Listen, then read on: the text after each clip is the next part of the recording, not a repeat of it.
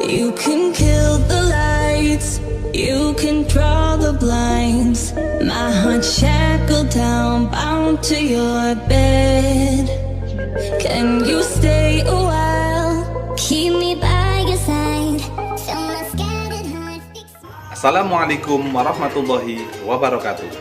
Perkenalkan, nama saya Hanif Istakmar, mahasiswa PPG dalam jabatan tahun 2022 di LPTK IAIN Curug Bengkulu. Pada kesempatan pagi hari ini, saya akan mempraktekkan tugas PPL siklus kedua. Ingin tahu kelanjutannya? Ayo simak video ini sampai selesai.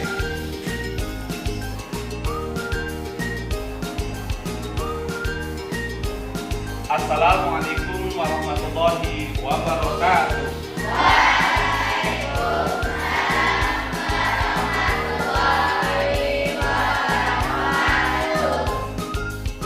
Gimana kabarnya anak? Sehat? Sehat. Baiklah, untuk mengawali belajar kita pada pagi hari ini, ada baiknya kita awali dengan berdoa yang mudah-mudahan Allah Subhanahu wa taala memberikan kemudahan bagi kita dalam menuntut ilmu, dan mudah-mudahan Allah juga memberikan ilmu yang bermanfaat bagi kita semua. Berdoa mulai. Bismillahirrahmanirrahim.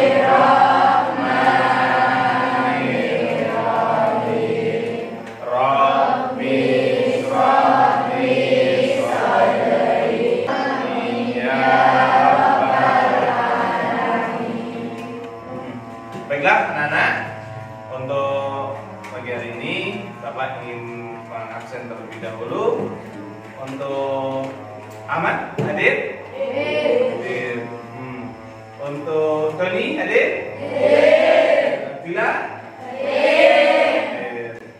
Si Rizka? Hadir. Nah, berarti ada sembahyang ya? Alhamdulillah.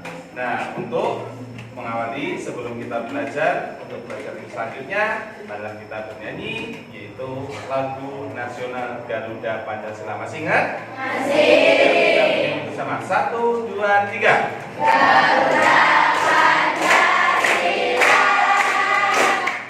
Sakura pendukungmu, Patriot proklamasi, setia berkorban untukmu.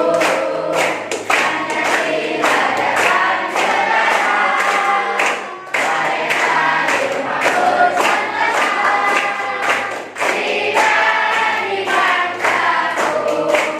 Ayo maju, maju, ayo maju, maju, ayo maju, maju.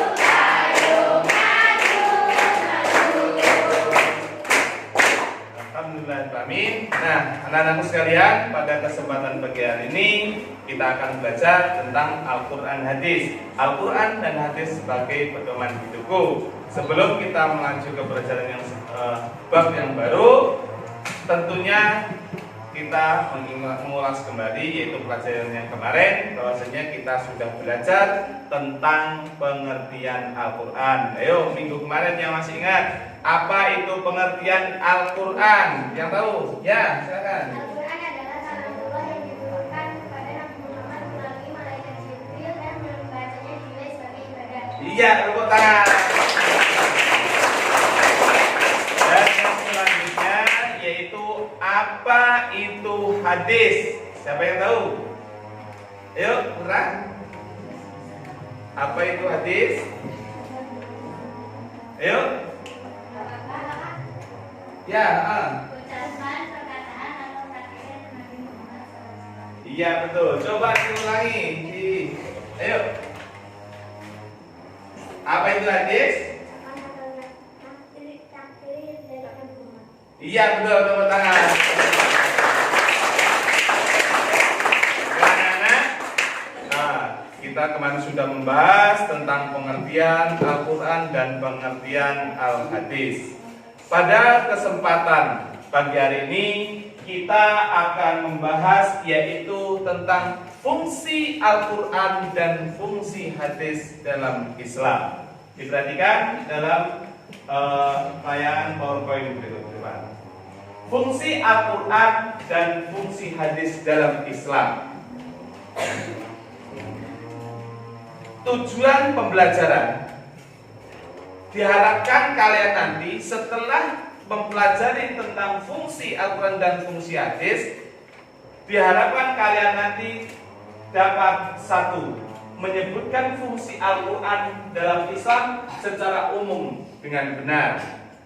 Dan yang selanjutnya yaitu dapat menganalisa fungsi Al-Quran dalam Islam secara umum dengan baik. Yang selanjutnya yakni menyebutkan fungsi hadis terhadap Al-Quran dengan benar. Kemudian menjelaskan fungsi hadis terhadap Al-Quran dengan baik. Kemudian membuat peta konsep fungsi Al-Quran dalam Islam secara umum dengan benar. Dan yang terakhir, membuat kesimpulan tentang ciri-ciri perilaku yang sesuai dengan Al-Quran dan hadis dalam Islam dengan baik. Untuk itu, selanjutnya kita perhatikan, yaitu simak video berikut ini. Perhatikan semuanya. Assalamualaikum warahmatullahi wabarakatuh, sahabat beriman. Pernah dengar kata ilmuwan? Pastinya sering ya. Nah, ilmuwan ini adalah orang yang kompeten di suatu bidang. Ilmuwan identik dengan penelitian. Tak jarang penelitian itu memberikan pengetahuan baru atau memberikan pencerahan kepada orang lain atau bahkan untuk penelitiannya sendiri. Jacques Cousteau, seorang yang lahir di Prancis pada 11 Juni 1910. Nah, setelah kita melihat video tersebut, kemudian kita akan tahu fungsi Al-Quran itu secara umum apa sih? Yang pertama, Al-Quran yaitu sebagai sumber ajaran atau sumber hukum Islam yang utama. Kemudian fungsi yang selanjutnya yaitu sebagai konfirmasi atau informasi terhadap hal-hal yang tidak dapat diketahui oleh akal. Jadi di dalam Al-Quran ini sudah membicarakan yaitu hal-hal yang tidak logis, tidak dapat diterima oleh akal. Contohnya seperti perjalanan Rasulullah waktu Isra Mi'raj. Dalam jangka waktu 1 malam beliau bisa naik ke Sidratul Muntaha ataupun naik ke langit tingkat 7. Padahal kalau membutuhkan alat yang secanggih apapun, orang ingin naik, setiap satelit membutuhkan waktu yang sangat lama. Makanya di sini Al-Quran menjelaskan tentang hal-hal yang tidak pernah ataupun tidak masuk akal. Selanjutnya, yakni petunjuk hidup manusia ke jalan yang lurus tentang berbagai hal dalam aturan, dalam kita berpola tingkah, berperilaku setiap hari, yaitu merujuk ataupun dalam aturan Al-Quran. Selanjutnya, sebagai pembenar kitab-kitab terdahulu. Jadi Al-Quran ini sebagai pembenar atau penyempurna dari kitab-kitab terdahulu, seperti kitab Taurat, Zabur, dan Injil. Seperti itu. Kemudian fungsi Al-Quran secara umum seperti itu. Dan yang selanjutnya yaitu fungsi hadis terhadap Al-Quran. Yang pertama, hadis itu berfungsi dalam Al-Quran, yaitu yang pertama sebagai bayan takrir. Artinya hadis itu sebagai penguat hukum-hukum yang ada di dalam Al-Quran. Jadi mengokohkan. Contohnya puasa, kemudian perintah puasa sudah ada dalam Al-Quran, namun diperkuat oleh hadis. Kemudian selanjutnya yaitu sebagai bayan tafsir. Bayan ini adalah memperjelas. Jadi hadis fungsinya kepada Al-Quran yaitu merinci ayat-ayat Al-Quran yang masih global. Contoh, perintah sholat di dalam Al-Quran hanya dianjurkan untuk aqimus sholat, dirikanlah sholat. Maka dalam hadisnya Rasulullah mencontohkan, yaitu apa? Shollu kama ra'aitumuni usolli. Sholatlah kalian sebagaimana kalian melihat aku sholat. Ini adalah sebagai penjelas dalam ayat Al-Quran. Kemudian bayan tasyri', yaitu menempatkan hukum yang belum ada dalam Al-Quran. Contohnya haram memakan burung yang berkuku tajam. Ini dalam Al-Quran tidak disebutkan, tapi disebutkan dalam hadis. Kemudian membatasi keumuman ayat Al-Quran. Contohnya sholat Jumat hanya untuk kaum laki-laki, perempuan tidak. Ya, ini di dalam Al-Quran tidak dikatakan, tetapi diperjelas di dalam hadis. Selanjutnya, nah untuk selanjutnya mari kita amati video berikut ini. Silakan perhatikan.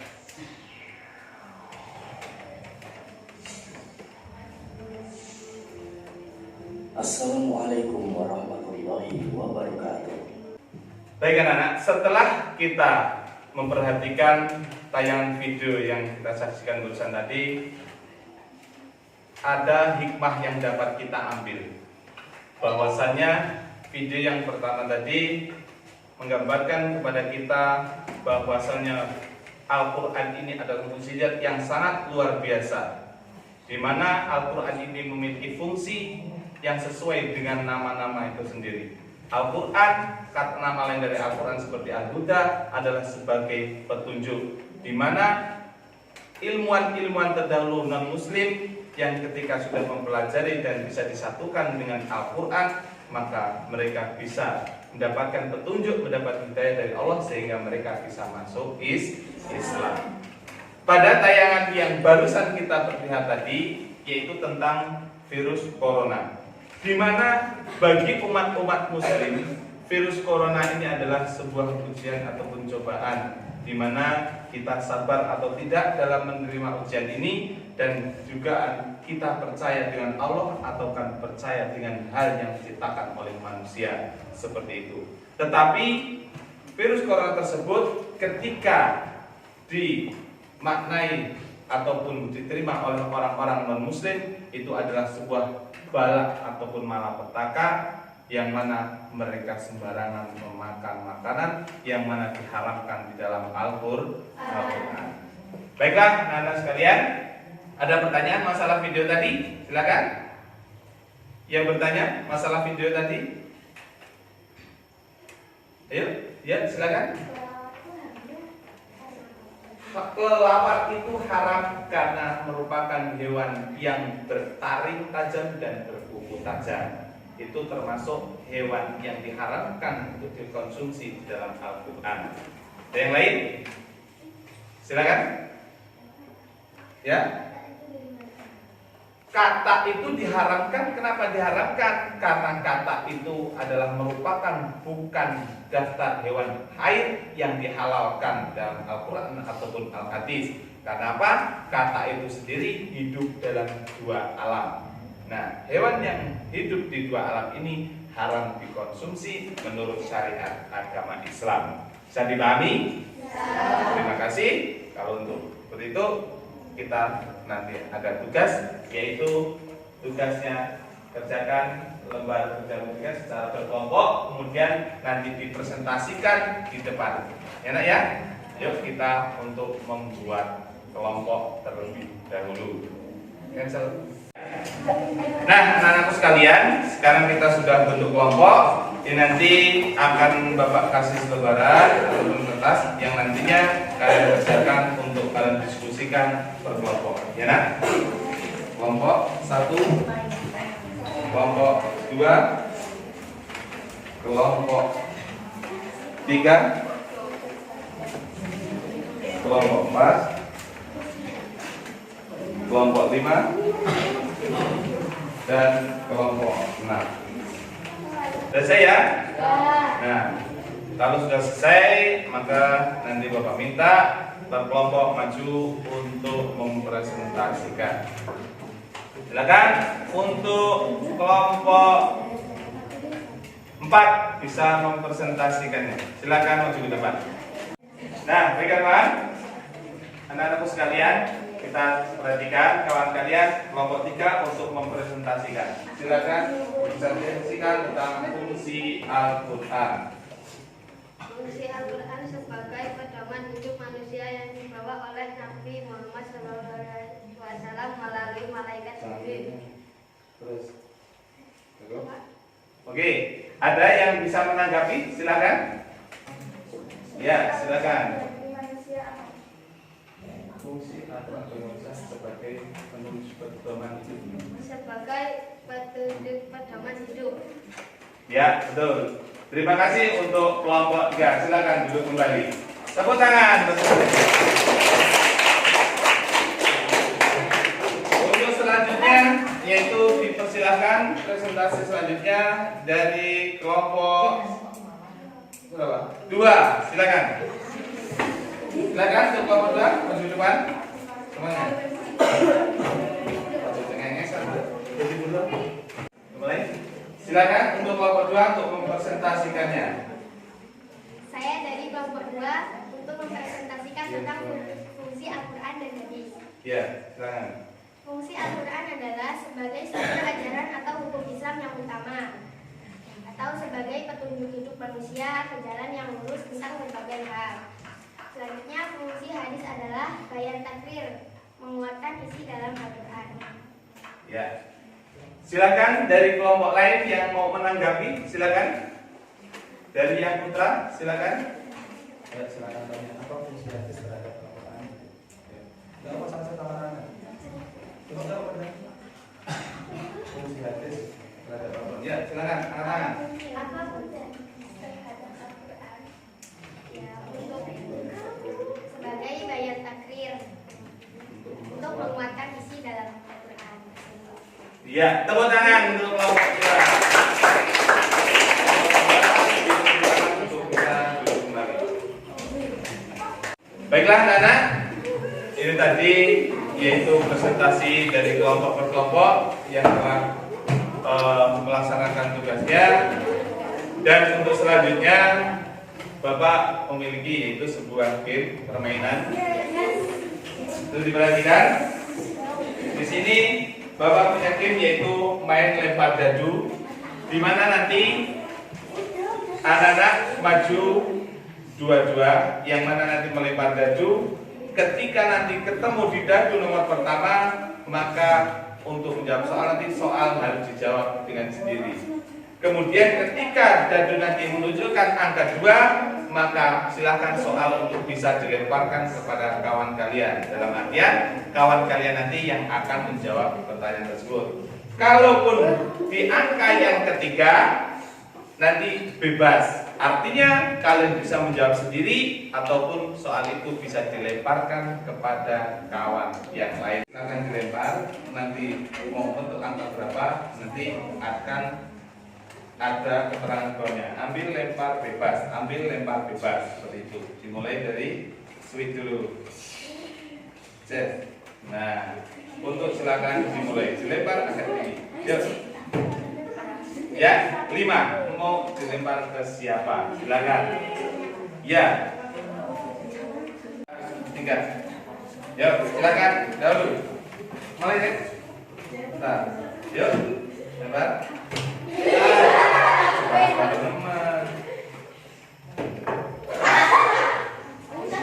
Pak, Jabir, pertanyaannya, fungsi hadis terhadap Al-Quran antara lain adalah merinci ayat yang masih umum atau masih global dalam Al-Quran. Disebut bayan takrir, bayan tasrih, bayan tafsir, dan bayan nasakh. Untuk menetapkan ataupun hadis terhadap Al-Quran antara lain yaitu merinci ayat Al-Quran, yaitu bayan tafsir, yaitu memperjelas ya Al-Quran. Selanjutnya, ayo. Ya, nomor 3. Bebas, mau diambil atau dilempar? Siapa? Gantian yang perempuan. Tadi yang laki udah, gantian yang perempuan. Siapa? Mana? Siap? Dengerin. Salah satu fungsi hadis terhadap Al-Quran adalah bayan takrir, yang artinya A. Melemahkan hukum yang ada dalam Al-Quran, B. Memperkuat hukum yang ada dalam Al-Quran, C. Mengganti hukum yang telah ada dalam Al-Quran, D. Menentukan hukum yang belum ada dalam Al-Quran. B. Memperkuat hukum yang ada dalam Al-Quran. Ya, tepuk tangan.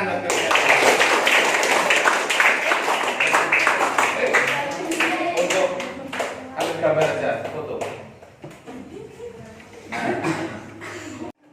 Baiklah anak-anak sekalian, pada kesempatan pagi hari ini, alhamdulillah pelajaran kita yaitu mengenai fungsi Al-Quran dan hadis dalam Islam. Telah kami sampaikan, dapat kita ambil kesimpulan bahwasanya Al-Quran yaitu memiliki fungsi sesuai nama-nama Al-Quran tersebut. Al-Quran memiliki nama Al-Huda yaitu sebagai petunjuk. Nah, ini Al-Quran berfungsi sebagai petunjuk bagi orang-orang yang masih tersesat. Kemudian Al-Quran sebagai Al-Furqan, yaitu sebagai pembeda antara perkara hak dan yang batil. Kemudian fungsi dari Al-Hadis terhadap Al-Quran yaitu sebagai bayan takrir, di mana hadis memperkuat hukum-hukum yang ada di dalam Al-Quran. Kemudian hadis juga sebagai bayan tafsir, yang mana Al-Quran hadis di sini yaitu memperjelas hukum-hukum dalam Al-Quran yang masih global ataupun masih umum. Nah, waktu itu untuk mengakhiri pertemuan kita pada pagi hari ini, tentunya kita bersyukur kepada Allah Subhanahu wa taala, kita masih diberikan hidayah dan kita diberikan hidayah oleh Allah sehingga kita bisa mempelajari Al-Qur'an, dan mudah-mudahan kita nanti yaitu diberikan syafaat oleh Rasulullah SAW dan syafaat Al-Qur'an yang itu orang ahli membacanya. Marilah kita tutup pertemuan pada pagi hari ini dengan membaca hamdalah.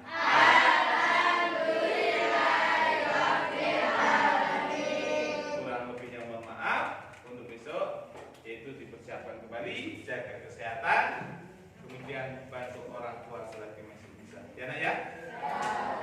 Assalamualaikum warahmatullahi wabarakatuh.